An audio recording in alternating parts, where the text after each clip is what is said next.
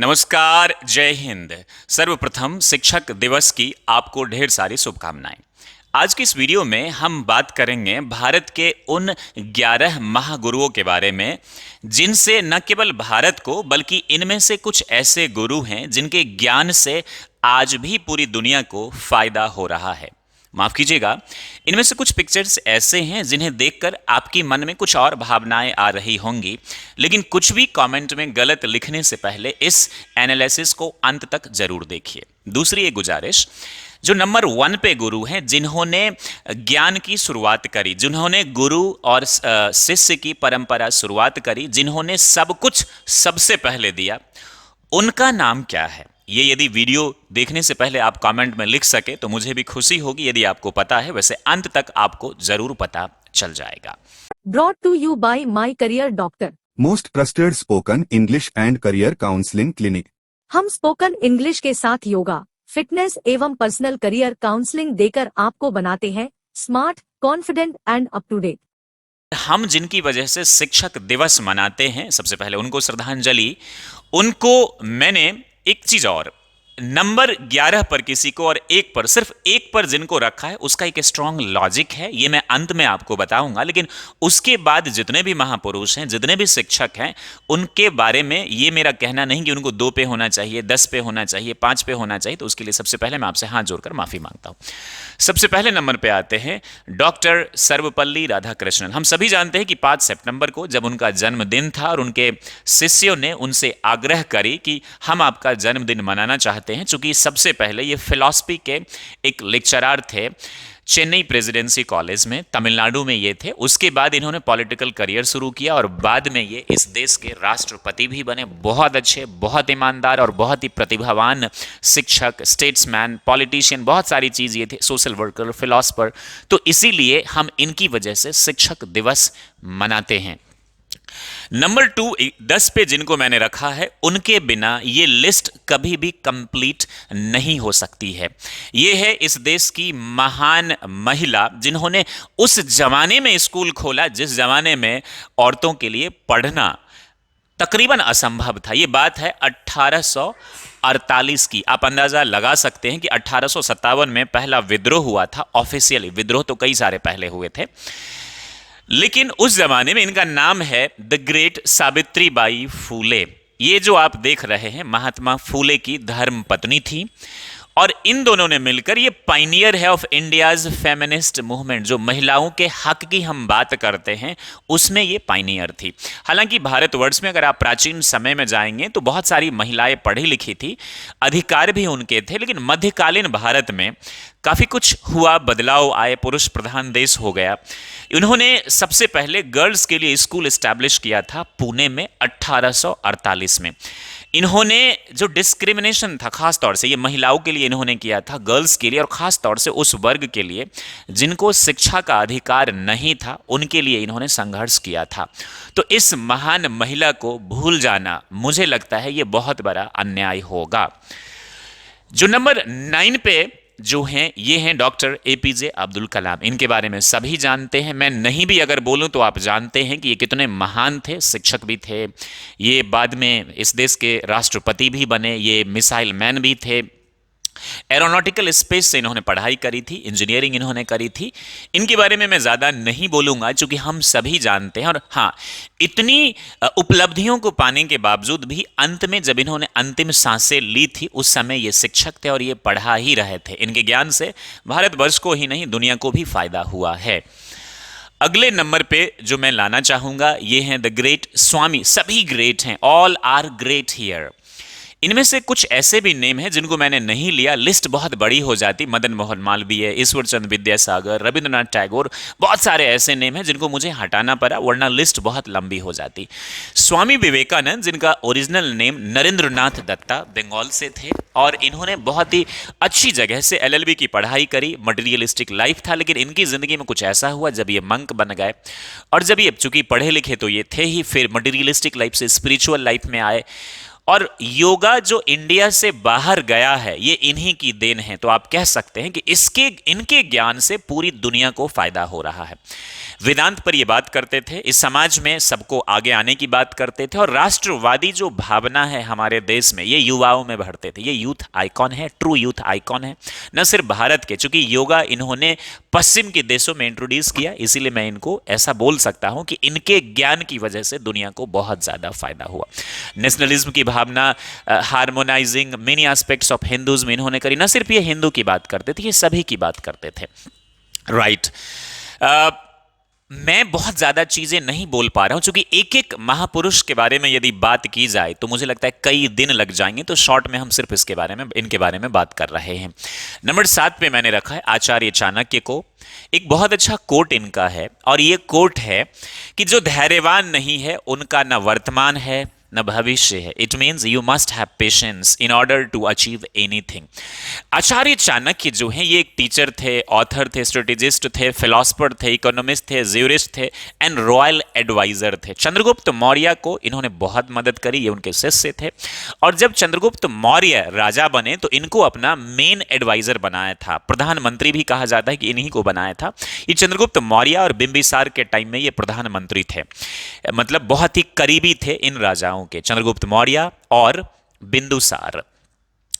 इन्होंने अर्थशास्त्र दी और चाणक्य नीति दी। दुर्भाग्य की बात यह है कि जब आप विश्व के नक्शे पर आप जब ढूंढने की कोशिश करेंगे भारत के महापुरुषों की, तो जितने भी वेस्टर्न लोग हैं ये यहाँ के महापुरुषों की कोई अहमियत नहीं देते। कहीं भी चाणक्य का नाम आता ही, अगर इनकी बात माने तो।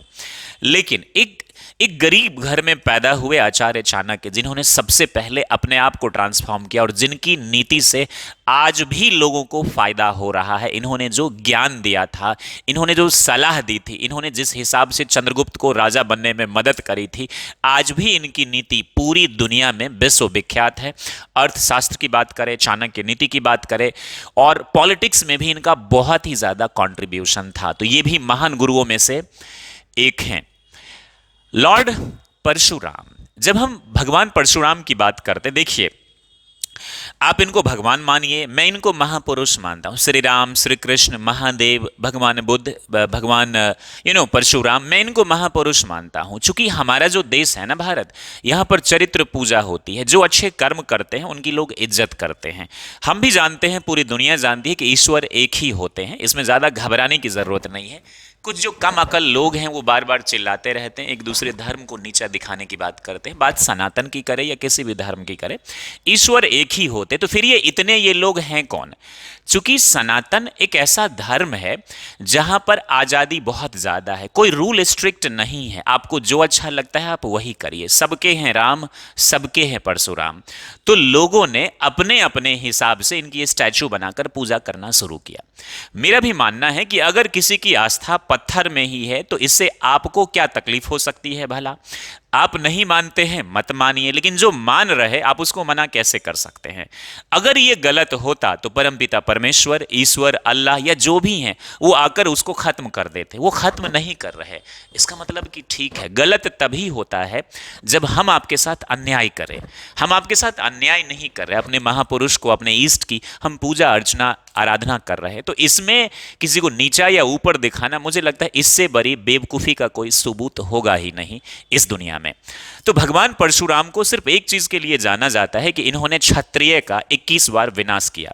एक चीज और, इस वीडियो में ना प्लीज जातिवाद एंगल मत निकालिएगा। ये बात सच नहीं है, पूरी तरह से सच नहीं है। बहुत सारी चीजें किंवदंती होती है, लोक कथाओं पर आधारित होती है। सहस्त्रबाहु नाम के एक राजा थे जो बहुत आताताई थे। उसने बहुत गलत किया था, इसीलिए उन 21 राजाओं को या उसी राजा के वंश को 21 बार या 21 राजाओं को, मैं गलत हो सकता हूं माफ कीजिएगा इसके लिए, इन्होंने विनाश किया था। लेकिन इनको इसलिए हम नहीं इस लिस्ट में हमने लाया है, इस लिस्ट में लाया है कि केरला में जो आर्ट है कलरी पाइटू, जिसके अभी बहुत फेमस एक चेहरे हैं विद्युत जामवाल, तो कलरी पाइटू भगवान शंकर ने इनको सिखाया था, क्योंकि भगवान शंकर के ये उपासक थे। इन्होंने लॉर्ड शिवा ने इनको सिखाया था और इन्होंने इस आर्ट को फॉर्म किया था। केरला के बारे में भी बोला जाता है कि उसके फाउंडर भगवान परशुराम ही हैं। तो इनकी इस ज्ञान से आज पूरी दुनिया को फायदा हो रहा है, जिसके बारे में कहा जाता है mother of all martial arts, that is Kalaripayattu. Bodhidharma के बारे में भी बोला जाता है कि वो भारत से ही चाइना गए थे, क्योंकि भगवान बुद्ध भी भारत से ही चाइना गए थे। तो बोधिधर्म ने वहां पे इन चीजों का प्रचार प्रसार किया था, तो इसीलिए भगवान परशुराम को मैंने 6ठे नंबर पे रखा है। मैं फिर से माफी चाहूंगा अगर नंबरिंग आगे पीछे हो इसके लिए, क्योंकि दुनिया में जितने भी धर्म हैं सभी अच्छे धर्म, कोई भी गलत नहीं होता। और चूंकि हम सिर्फ भारत की बात कर रहे हैं, तो भारत के महापुरुषों की कभी मौका मिला तो विश्व स्तर पे जो महापुरुष हैं, जीसस क्राइस्ट हैं, मोहम्मद साहब हैं, या जितने भी लोग हैं, ये भी ग्रेट टीचर्स हैं, फिलोसफर्स हैं, इन्फ्लुएंसर्स हैं, हम इनकी भी बात करेंगे। अगले हैं गुरु नानक। गुरु नानक सिखिज्म के जो हैं ये फाउंडर हैं। इन्होंने सिख पंथ धर्म की इस्टेब्लिशमेंट करी थी। ये एक महान शिक्षक थे ह्यूमैनिटी के, इंडियन स्पिरिचुअल टीचर थे और फाउंडर ऑफ सिखिज्म थे, जिन्होंने काफ़ी सारी फिलॉसफी दी थी। और इन्होंने कहा था कि ईश्वर एक होते हैं और ईश्वर के नज़र में सभी एक समान हैं। सही मायने में ये जो लोग हैं, चाहे श्री कृष्ण हो, श्री राम हो, मोहम्मद साहब हो, जीसस क्राइस्ट हो, with due respect Buddha ji हो, महावीर जी हो, ये जितने भी ये ना सोशल रिफॉर्मर्स हैं। जब जब समाज में भ्रष्टाचार बढ़ी है तो एक समाज सुधारक आते हैं और वो उसको फिक्स करते हैं और फिर वो चले जाते हैं, फिर हम उनके नक्शे कदम पर चलते हैं। तो गुरु नानक साहब ने बहुत सारी अपनी टीचिंग्स दी थी और इनको हम कदापि नहीं भूल सकते हैं, गुरु जी को, चूंकि बोला भी जाता है गुरु जी। और मैंने अगर इनको 5वें नंबर पे रखा तो इसका ये मतलब नहीं कि ये 5वें नंबर पे है, नंबरिंग कहीं ना कहीं मुझे नाम देना था, इसीलिए ये चीज दिया गया। सबके लिए हमारे दिल में आदर है, सत्कार है, इज्जत है। चौथे नंबर पे है लॉर्ड महावीर, जिनको हम भगवान जैन के नाम से जानते हैं। महावीर जी और भगवान बुद्ध के बारे में इतना कहना चाहूंगा कि ये दो ऐसे सोशल रिफॉर्मर थे, ये दो ऐसे महापुरुष थे, ये ऐसे दो नेता थे जिन्होंने सारे, जिनकी मैं बात कर रहा हूं, जितने भी धर्म हैं, इन्होंने बहुत कुछ नई चीजें दी थी। इनकी जो टीचिंग्स है, नॉन वायलेंस, अहिंसा, ट्रूथफुलनेस, नॉन स्टीलिंग, चैस्टिनिटी, नॉन पॉजेशन या नॉन अटैचमेंट, यानी चीजों से अटैच मत होइए, मटेरियलिस्टिक चीजों से। बहुत सारी ऐसी टीचिंग्स है जो मैं अभी आपको एक्सप्लेन कर भी नहीं पाऊंगा। जैन धर्म के जो संस्थापक है, वैसे माफ कीजिएगा मेरी ज्ञान बहुत कम है इस मामले में, बताया जाता है कि ये आखिरी गुरु थे, तो इनसे पहले भी बहुत जैन तीर्थंकर आए थे। और मैं यहाँ किसी को नीचा या ऊंचा बताने की कोशिश नहीं कर रहा, ये हमारे महापुरुष हैं, ये हमारे पूर्वज हैं। हम कोई भी हो सकते हैं, हिंदू हो सकते हैं, बुद्धिस्ट हो सकते हैं, जैनिज्म हो सकते हैं, हम सिखिज्म से हो सकते हैं। ये हमारे पूर्वज हैं जिन्होंने हमें अच्छी राहें दिखाई थी, इसीलिए हम इन पर गौरवान्वित होते हैं और इनकी टीचिंग से पूरी दुनिया को बेनिफिट हो रहा है। अगले नंबर पे है तीसरे नंबर पे भगवान Buddha, great yogi, most important Asian thinkers, spiritual master of all time and the contributed to many areas of philosophy, and बहुत सारी चीजों में इन्होंने कंट्रीब्यूट किया था। इनमें और भगवान महावीर में क्या अंतर था? भगवान महावीर कहते थे एम्फेसाइज अटेनिंग सैल्वेशन, यानी मोक्ष एंड फ्रीडम थ्रू मेडिटेशन के जरिए आपको मोक्ष मिलेगा। लेकिन भगवान बुद्ध कहते थे कि इस book meditation in specific postures से ही आपको एनलाइटमेंट मिलेगा, यानी ज्ञान की प्राप्ति होगी, क्योंकि सबसे पहले इनको ज्ञान की प्राप्ति हुई थी। अब जो दूसरे नंबर पे लॉर्ड श्री कृष्ण, इनके बारे में बहुत सारी भ्रांतियां हैं। मेरी कुछ बातें जो इस्कॉन के लोग हैं उनको अच्छी नहीं लगेंगी, लेकिन फिर से मैं कहना चाहूंगा कि मेरा मकसद किसी की भावनाओं को दिल दुखाना नहीं है। भगवान श्री कृष्ण एक सुपर मोटिवेशनल स्पीकर थे, एक महागुरु थे। ये मोटिवेट करते थे अपने अर्जुन को, जिनके ये सारथी भी थे। और ये एक ऐसे महापुरुष हैं जिन्होंने वेदांत जो होता है वो वेदास का क्रक्स होता है, तो वेदांत से अच्छी अच्छी चीजें निकालकर इन्होंने गीता कंपाइल किया और दुनिया को एक खूबसूरत भेंट दी। आज इनकी गीता से न सिर्फ भारत को वरन पूरी दुनिया के लोगों को जो इनसे जुड़े हुए हैं इस्कॉन से, इंटरनेशनल सबकॉन्शियस जो ये है जो एस्टैब्लिशमेंट है, उससे पूरी दुनिया को फायदा हो रहा है। श्री कृष्ण और श्री राम में यह अंतर है कि श्री राम मर्यादा पुरुषोत्तम थे, ग्रेट वॉरियर थे। उन्होंने किसी को ज्ञान नहीं दिया, एक अच्छे राजा थे, एक अच्छे मर्यादा पुरुषोत्तम थे, महायोद्धा थे, इसलिए मैं उनको गुरुओं की लिस्ट में नहीं रखना चाहूंगा। लेकिन श्री कृष्ण के बारे में बताया जाता है कि इनको शाम दाम दंड भेद सभी ज्ञान थे, इनको सब कुछ आता था। ये एक योद्धा भी थे, ये एक राजा भी थे, ये एक महागुरु भी थे। इन्होंने गीता नाम की खूबसूरत चीज इस दुनिया को दी और इसीलिए हम इनको महागुरुओं की लिस्ट में रखते हैं। और इनकी बहुत सारी फिलॉसफी है, इंपोर्टेंस ऑफ कर्मा और फोकस ऑन योर ड्यूटी, कर्म ही प्रधान होता है। हालांकि ये कोई नई चीज नहीं है, वेदाज में दी है, वेदांत में है, उपनिषद में है, लेकिन इन्होंने उसको निकालकर खूबसूरत चीज गीता के माध्यम से दुनिया को दिया। What ever happens it happens for good, जो कुछ भी होता है अच्छे के लिए होता है, इसलिए घबराना नहीं चाहिए। It's very easy. हम हार्ट ब्रोकन होते हैं, बहुत तकलीफ होती है, बहुत बुरा लगता है, जस्ट बी कूल एंड काम। जब भी आप बहुत उदास हो, बहुत परेशान हो, कोई भी डिसीजन मत लीजिए। Good will always be rewarded. जो साख होती है ना आपकी, वो हमेशा rewarded. No job is big और स्मॉल, कोई भी नौकरी बड़ी और छोटी नहीं होती है। फ्रेंडशिप और everyone needs a true friend, हर किसी को एक सच्चे मित्र की जरूरत होती है। वो मित्र आपके अपने रिश्तेदार, अपने माता पिता भी हो सकते हैं, right. Facebook friends, social media friends तो कदापि नहीं। नंबर 1 जिनके बारे में मैंने आपसे बताया था, ये हैं आदि गुरु महादेव। अब क्या है कि चूंकि सनातन एक ऐसा धर्म है जहां पर सनातनियों को ज्यादा ज्ञान है नहीं, वो इसीलिए चूंकि चीजें कंपलसरी नहीं है, तो कोई मानता है, कोई नहीं मानता है, कोई पूजा करता है, कोई गाली देता है। तो महादेव के बारे में लोगों को मालूम ही नहीं है कि ये महादेव हैं कौन। ये वही महादेव हैं जिन्होंने फास्ट टीचर, इनसे पहले भी होंगे लेकिन इन्हीं के बारे में हमें पता चलता है, हो सकते हैं पहले। The person who started the teacher disciple lineage, जिनकी शुरुआत करी थी। Lord Shiva has enlightened the world, इन्होंने दुनिया को ना एनलाइट किया। इनसे ही प्रेरणा लेकर जितने महापुरुष आए हैं वो आगे बढ़े और बहुत अच्छा काम किया है।